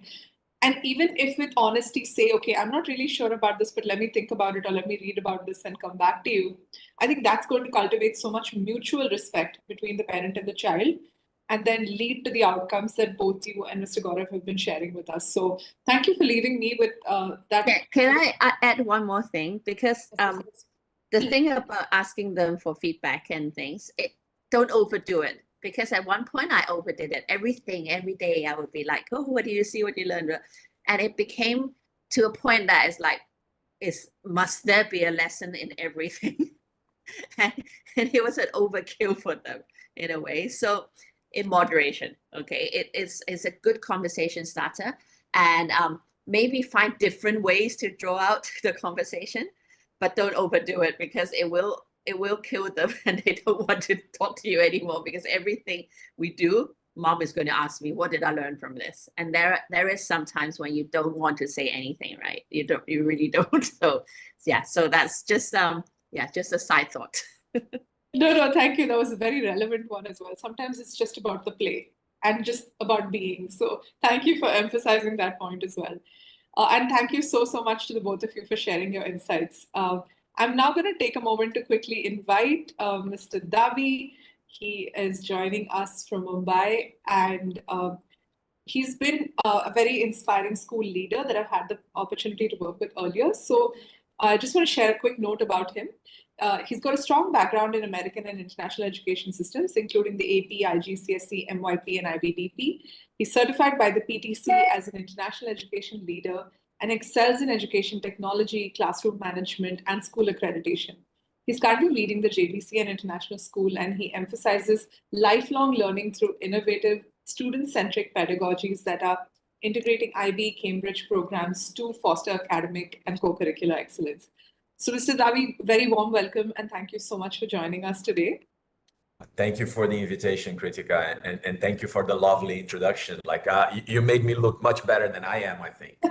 And thank you for the guest speakers and the panelists. Like I learned a lot today. I hope the parents are taking lots of notes. As a parent and as an educational leader, I've learned a lot today. And I think, they touched on something that you just mentioned that is one of my pillars when I talk about education, lifelong learners. We talked about how AI is going to disrupt, the task force or the job market. We talked about how we're going to have to change not only jobs, but professions. So a very important skill is never stop learning, right? So I just finished an online course on generative AI for leaders. So here I am, I'm not treating AI as the enemy, as something that will steal my job, but I'm treating AI as something that will help me gain time back for the important things that AI cannot do yet, right? So where do you want to begin? So I'm actually excited to start with a poll that we ran with parents a little while earlier. And I think this sequences well from where we were at in the previous conversation about what's a priority for students when they're entering the workforce. And this is what is a priority for them at the previous stage when they're making that important decision of what career or college should take. Because as a school leader, you are at the center of the machinery that's helping them get prepared for the future world of work. So here's a quick insight into what the parents shared. And I love that, again, as we progress through our conversations, the rankings are reflective of the dialogues that we're having so far. Parents have ranked that the first, factor that's of most importance is the alignment with the child's values, interests, and personal qualities, then with the growth careers in different fields, moving then to primary choices in careers like engineering, medicine. Then comes cost of education, the global ranking of the institution, and then international education potentially. So this is quite heartwarming and encouraging to see. And given that this is the first, right now at number one, parents have placed alignment with child's values, interests, and personal qualities as an important metric to make an informed career and college choice. What are some questions that you feel like we should ask them, or that parents could ask children at home to encourage this reflection and help them get to know themselves better and be able to profile themselves? Because being able to talk about who you are is a very important life skill as students move through their education and the workplace. So I'm just going to bring up your slides, but I'd love to hear your insights on the kind of questions that parents can ask students. That's beautiful. And first of all, parents, thank you so much for ranking that as a number one. I was afraid that the response was going to be different, like reputation of the institution or stability of the career that they would be choosing, or no, it has to be the traditional professions like engineering, like a medicine and law, I hope you are doing research and you know the number of or the percentage of unemployed engineers just in India currently. So that there are two reasons for unemployment. One is there are not enough jobs. The second reason is they are not prepared for the workforce. So they finish college and they're not ready to start working. So today, 64% of the graduates are unemployable when we talk about engineering. When we talk about medicine, we have approximately 200,000 doctors that are ready, but they don't have a job for different reasons. So when the experts were talking, when the other panelists were talking about unorthodox or maverick, professions, think about that. And I'm happy that you're looking at aligning everything with their passion, with their abilities, with their, with their forte, because that's very important. But again, understanding how you can help your teenager navigate this whole college admissions process or college search, and how they can align all of that with their passions and interests. Here are some samples of questions that you can ask them, or that you can use to initiate very good conversations about the topic, right? You probably know those answers, but it's always good to have them reflect and think. And you can start with a very simple one, like, okay, what activities or subject may make you lose track of time as you enjoy them? Every time we're having fun, we say that time flies, and we usually lose track of time. So what are they doing? And ask them that they lose track of time. I hope it's not playing video games, but it could be that too, right? And when we talk about maverick professions, being a professional, gamer is actually a good thing today, right? If they're really good at it, there are people making a lot of money and good living out of it. But learn what to make them lose track of time, right? The other question that you can ask them is, if you had free time, what would you choose to do? Some of them would say, I would like to be playing football or cricket, or I would be like to reading. I would be like to be playing my guitar, right? Learn what is it that they go to when they have free time in their hands. Is there something that you feel strong about, like a cause or an issue? Like, I have learners, I have students that are very much worried about the stray dogs that live around the school or close to school. And they're always finding ways to take care of those stray dogs. It's like pet food drive, or is it raising funds to get them, vaccinated or get them nurtured? Like, they're always. So that's one of their passions, right? And then we go to the hobbies and extracurricular activities. And, as Dr. Wong was saying, there's nothing wrong with being a medical doctor and playing, the saxophone as well. It's okay to be good at both. Unfortunately, people would say, oh, but saxophone is a hobby. What if the saxophone and being, like in a band is actually the profession, and being the doctor is the hobby?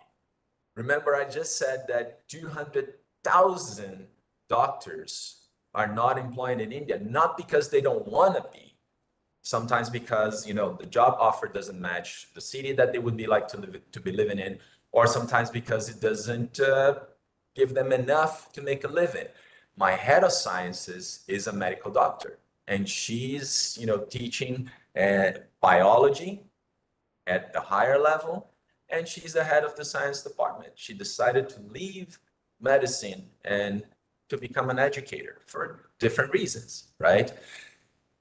Help yourself and your teenagers identify their aptitudes and strengths. Those are very important, right? What academic subjects come easy to you? You don't have to spend too much time trying to figure out, for example, math formulas, or you love public speaking, or you love debating. So learn, which subjects are easy for them, right? What are the skills or abilities that they're confident in, that they feel very secure, right? What do teachers or mentors praise them for? So ask your teenager, okay, so when your teacher talks about you, when your teacher praises, what does your teacher say? That you are a good active listener, or that you're a good writer, or that you were, a good questioner, like you ask good questions, right? Have you received any awards or recognition to your achievements? Again, as a good parent, you should know that, right? Okay, my son just got the MVP or the man of the match for the last cricket match. So as parents, we should know, but it's always a good idea to remind them, right? Any awards that they have received, because sometimes teenagers forget, and sometimes as parents, we also forget, right? So some of the questions that you can ask. And then Kritika, if you can move to the next slide, please. Now comes a little bit of the sensitive part of the conversation, right? What are the areas that we call opportunities for improvement? So what are the subjects or skills that you're struggling with, or that you find challenging or difficult? This is a good place to start. If you had to choose one or two areas to improve, what would those be? And they will give you different answers. You might be thinking of a skill or an area, and they may come with different answers. And I've seen that happening, right? Because I interact with prospective parents and prospective students, and students and parents not necessarily are on the same page on that. They have different perspectives on that. Have you faced any obstacles that you would like to overcome? That's another good question, right? Is there a skill you want to learn or to further develop, right? Sometimes they may come and say, yes, I'm learning how to play, like a lawn tennis, but I'm not as, as good as I wish I were. So I want to further develop my skills in that area. Or I'm really good at, algebra, but I really need to work on geometry. Could be anything, right? Then we talk about possible careers. And some of these questions might be tough. Maybe they haven't thought of these, right? But again, those also give you a lot of important data to make informed decisions in the future. Remember, Mr. Ganesh talked about making decisions based in love, not based on fear, right? So the more you know about them, the more you can make decisions based on love, right? So what kind of work environment do you envision yourself thriving in? So a lot of people, we talked about startups, right? I have a boy and a girl. I still call them boy and girl, 35, 31. My boy worked at IBM, worked at Johnson & Johnson. And then one day he gets home and he goes like, Dad, I think I'm going to quit my job at J&J. And I want to work for this startup, this fintech. And this was a while ago. My son is 35, right? Startups were becoming a thing. And I go like, startups, let's talk more about that. And as Coco said, like, I didn't shut him down. Like I asked questions. And I'm thinking, okay, if I were having these conversations with my father would probably slap me on the back of the head and say, hey, you're not going to quit your job at J&J. You're just going to stay there. Forget the startup thing, right? So guess what happens? My son quits the job at J&J, car company and everything. He didn't care. He went to this startup. He was the 35th employee of that startup, and he was working out of a kitchen, right? Guess what? 6 months later, my daughter, 31 today, 21 back then, she joins the same startup. She was around probably the 100th, employee. And we all know that startups are like, we're gambling, right? We don't know if they're going to be successful or not. But they did their homework. They knew the companies that were investing in that startup. And that's where the trust that Gaurav was talking about comes in, right? So they knew that, for example, Sequoia was investing. So if they were investing, it should be a good thing. So both of them working for a startup, both of them get what they call stock options. And guess what? When the company goes public, and it's 5, 6, years, 7 years later, 34, 31, they don't have to worry about working anymore. So if they want to work, they can, but like they could just use their stock options and not work anymore. So again, trust them. So what kind of environment they think they would thrive in, right? Do you have any role models or mentors? If you say, okay, Steve Jobs is my mentor, right? Or my role model. Steve Jobs can't be anyone's mentor today because he's no longer with us, right? But let's say he's my role model. I really look after him. I really look up the way he was a great leader and creative and all that, right? And then we go back to the importance of grades. I believe Mr. Gaurav, brought that up. Steve Jobs was not a straight A student, and he did not go to an Ivy League school. He went to Reeve College. Do you know Reeve College? I didn't know Reeve College until I had to do a little bit of research on Steve Jobs, right?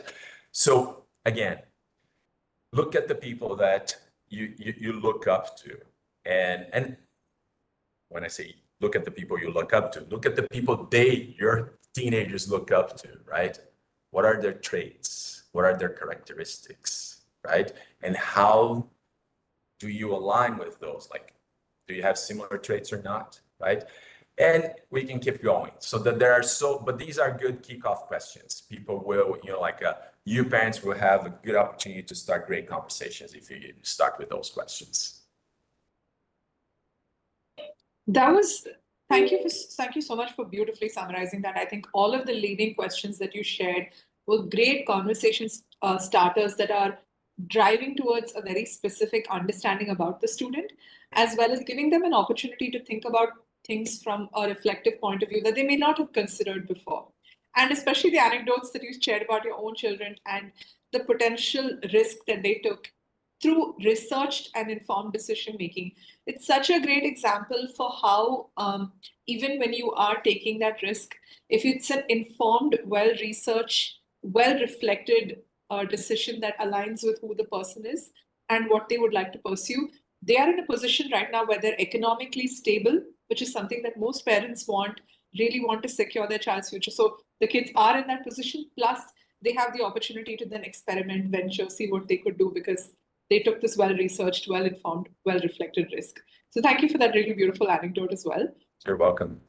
And I'm now going to bring up a really exciting example that Mr. Davi and I had sort of discussed prior to this session and put together.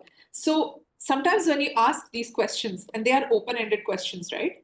You're learning about your child, but we also want a streamlined way to help them profile themselves, learn to articulate who you are, what makes you who you are, and then be able to research what potential career pathways are available. Because a survey showed that on average, students' parents are aware and access about 7 to 9 common career pathways. If we want to build more exposure awareness and using a free and simple tool, how can we do this if we are not able to access a career counselor, for example? That's an amazing question, and we did a very good, and effective exercise with that. So please continue, Kritika. I just got excited with the memory of the exercise that we did. Sorry. Absolutely. No, not at all. Actually, I'm really excited as well because this was an exercise that really showed us the power of technology and using it for regular research at home, right? So I'm just going to bring up what's an interesting exercise through a platform we're all probably very, very familiar with today. I'm sure we're all using ChatGPT in some way, shape, or form at home. So I'm going to bring up a really fun exercise that Mr. Davi and I put together on ChatGPT. So all parents at home, here's a simple thing that you can do. Now, all of the questions that Mr. Davi asked, we curated a response to those questions in very simple language that consolidates all of the child's favorite activities, the subjects that they're studying, the activities they immerse themselves in, areas of improvement, and asked ChatGPT to help us come up with a plan. So here's a sample profile. It says Ram is a grade 10 student in a CBSE school in India, loves history, math, biology, participates actively in these classes and projects, enjoys playing football with his friends, takes part in the debate club activities as well, lover of comic books, collects all editions of the favorite comic and loses himself in it, feels very strongly about helping stray animals in the society and community, saves up his own money and does donation drives with his friends to collect money and pay for feeding animals in the society or helping with medical needs. He consistently scores well in math and English without much effort, is good at writing and public speaking, which helps him in debate. Teachers and friends praise him for being outgoing, energetic, and ready to help. And he has won awards for participating in the football competition with his team and essay writing competitions as well. Now, in terms of areas of development, which is from the second slide Mr. Davi shared, he finds physics and regional languages kind of hard and to be quite challenging, and he feels he can better manage his own, he needs to learn how to better manage his own time and struggles with that during exams. And sometimes gets into arguments with friends because he can be too direct or frank, which comes across as rude. And he wants to learn how to be better at this. Now, this is a curated prompt that I asked ChatGPT. So now, based on these notes, please profile Ram's aptitude, interest, skills, personal values, and qualities and traits, and make proper inferences from the detailed notes above. So just read through all of the lines and draw the relevant insights. And also share a few career pathways that might be well suited to Ram based on his profile. Now, here's why I love ChatGPT. And I'm just scrolling a little below because I did a double edition of the same exercise. But here's what ChatGPT is showing us as Ram's profile. And Mr. Davi, would you like to walk us through this? So the beauty of this, exercise was Ram could be any of my JVCN students. Like there's interest and areas that, Ram is a bit stronger. And the funny thing is when we were doing the exercise, at the same time that RAM is very successful organizing drives to raise funds, like for stray animals, RAM also feels that he can do better with his own time management skills when it comes down to studying for exams. And Kritika said, oh, does that make sense? I said, it makes total sense, because teenagers can be very organized in one area, but maybe not so much organized in other areas. But here's the thing, the beauty of ChatGPT is, if you don't have a professional, a career counselor, like Kritika mentioned, you can ask ChatGPT to play that role for you, but you got to have a little bit of knowledge. And before we got the answers, I analyzed Ram's profile and I shared with her my insights. And then ChatGPT confirmed what I had analyzed, right? Okay, I'm a trained professional. I know what I'm doing. But again, parents, you have a little bit of knowledge, and then it's also always very important to check, right? But you see, ChatGPT said communication skills. His success in debates and essay writing competitions highlight to the ability to communicate effectively and persuasively, right? And again, teamwork, playing football, right? And being awarded for that, advocacy, and then personal values, compassion, team spirit, achievement. So if you don't know how to literally design, draw the profile of your teenager at home, there you go, a very effective way to get help. You just need to ask the right questions and refine the conversation. If you're not understanding what the machine is telling you, refine the question or ask again, or say, I don't understand this part, and the machine will give you a better answer. And here are some of the fields that RAM could be successful with. So remember, it's not only one profession anymore. Like, there are options, right?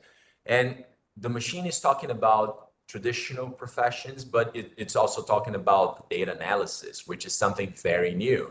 So at the same time that, it talks about law, it talks about veterinary school, it talks about data analysis. Like, data analysis was not a thing when I went to university. It was not necessarily a thing when my kids went to university, but it's super important today, right? Public relations or communications. Well, maybe RAM could be a good diplomat and could be representing India as an ambassador somewhere, right? Again, then comes the part where, remember, we also analyze the areas that RAM can develop. So personal development, time management came up. Let's improve our time management skills, interpersonal skills. RAM needs to learn to be assertive without coming across as rude, right? So I can learn to be assertive and be polite while being assertive, nothing wrong. And then, of course, like very specific physics and language support. Maybe he needs a little bit of support, a little bit of scaffolding before he can actually navigate those subjects independently. One thing that is very important about parenting, we're telling you to trust your teenager. We're telling you, trust that they will be making informed and good decisions, right? That doesn't mean being a passive parent.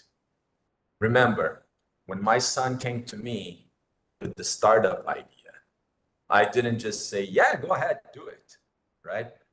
I sat down with him and I asked questions, not to be a pain, not to try to change his mind and say, hey, see, at the end of the day, it's safer for you to stay at J&J. That was not the idea. The idea was for me to understand where he was coming from, the possibilities and opportunities with a startup, right? And use those questions, my prompts, to help him actually make a good decision, because he wasn't 100% sure he should be doing that or not. If he were 100% sure, he wouldn't start the conversation by, I'm thinking about quitting my job. he would start the conversation by, I quit my job. I'm just announcing it to you. But that wasn't the case, right? So be an active listener. Pay attention to the verbs that your teenager or young adult is using during the conversation. Ask questions for clarification. Be an active parent. And as we like to, I'm sorry, I'm going to go to international education, even though you ranked it last, right? A lot of beautiful things that are coming with the NEP 2020, the National Education Policy 2020, actually happened in international education for a long time. So we prompt more than telling students and learners, here's the concept. We help them learn and understand the concepts by themselves. So many learning today, like people talked about how relevant things need to be for learners to be interested or for people to be interested, how we need to allow them to fail and be their safety net, right? So my son knew, okay, if I move to that startup and things go south, well, if need be, I can come back to my dad's house, to my parents' house. They're here for me, right? And when that happens, it's not like, see, I told you so. He goes like, hey, okay, you tried, it didn't work. What is the next opportunity? What is next for you, right? So again, we at our school, we allow our learners to fail from early age. I was amazed when Coco was talking about entrepreneurship, and we actually start that. Trust me, believe me, we start that at the pre-primary level. So pre-primary learners made things and they sold their products to teachers and parents that came to school.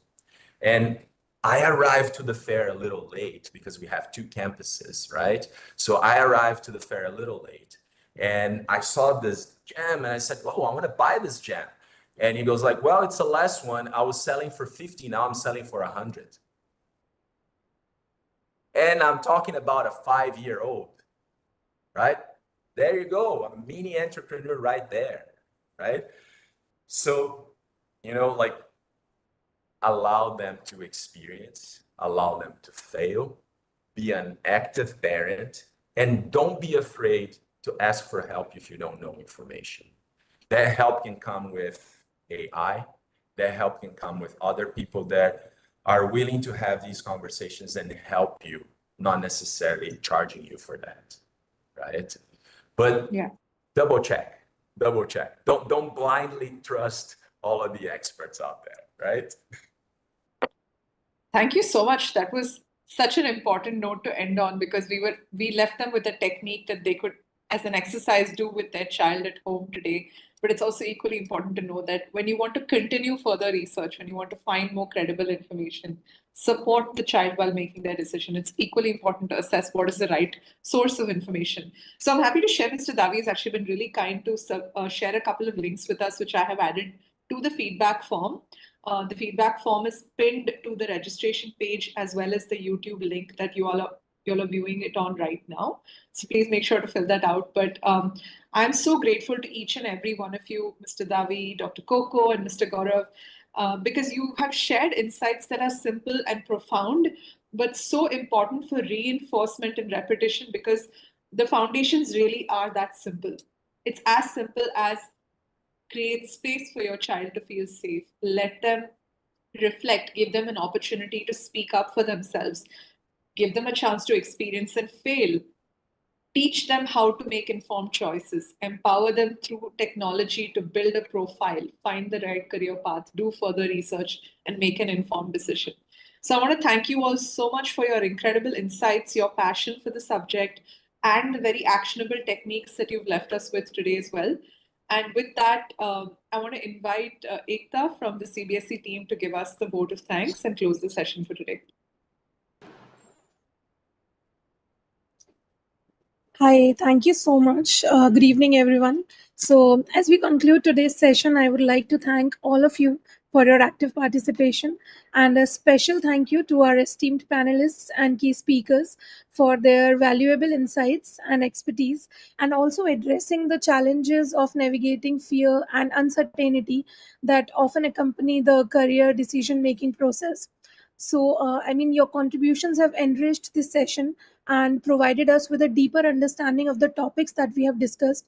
And together, we have explored strategies to nurture informed, confident, and empowered individuals ready to face the future with resilience and optimism. Thank you once again for your time and commitment. And let's take these learnings forward and make a positive impact on our children's future. Thank you so much, everyone, for joining in today. Thank you so much, Ekta. Thank you, Mr. Davi. Thank